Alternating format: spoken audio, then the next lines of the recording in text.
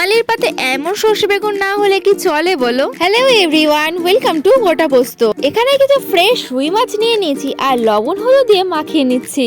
বেশ কিছুটা সর্ষের তেল গরম করে এবার একে একে সমস্ত মাছগুলোকে ভেজে নেব। তোমরা সবসময় চেষ্টা করবে এই রেসিপিটি ফ্রেশ রুই মাছ দিয়েই বানাতে। চলো এবার মশলাটা তৈরি করে নিই। এখানে নিয়েছি 5টা মতো কাঁচা পাকা লঙ্কা, সর্ষে আর নিয়েছি আদা। এখানে কিন্তু রসুনের ব্যবহার আমি করিনি। সামান্য জল দিয়ে মিক্সিতে পেস্ট করে নিয়েছি মশলাটি। এবার দিয়ে দিয়েছি কড়াইতে সর্ষের তেল আর দিয়েছি সামান্য পরিমাণে বড়ি। তোমরা কে কে বড়ি খেতে ভালোবাসো আমাকে কিন্তু অবশ্যই কমেন্ট করো।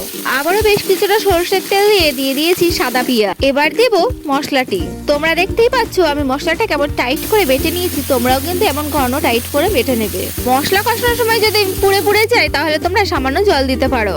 আর আমি এখানে লবণ, হলুদ ও ভাজা জিরের গুঁড়ো ব্যবহার করলাম। এই রান্না করতে গেলে মশলাটাকে কিন্তু তোমার ভালো করে কষাতেই হবে, তাহলেই স্বাদটা আসবে।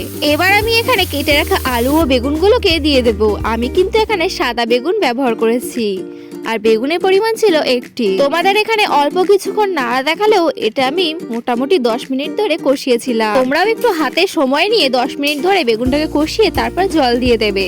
এবার তরকারির ঝোলটা ফুটে ওঠার আগেই ভেজে রাখা রুই মাছগুলো দিয়ে দিতে হবে। এখানে আমি ভেজে রাখা মাছগুলোকে দিয়ে দিচ্ছি আর একটু নাড়াচাড়া করে দিচ্ছি যাতে করে মাছের মধ্যে মশলার ঝোলটা বেশ ভালো করেই ঢুকে যায়। এবার 15 মিনিটের জন্য ঢাকা চাপা দিয়ে দিতে হবে। 15 মিনিট পরে ফিরে আসলাম আর দেখতেই পাচ্ছ তরকারির অবস্থাটা ঠিক কেমন। এবার ভেজে রাখা বড়িগুলো দিয়ে দেব। তারপরে 2 মিনিট ফুটিয়ে নিতে হবে, তাহলেই বড়িটা সিদ্ধ হয়ে যাবে, তরকারি রেডি।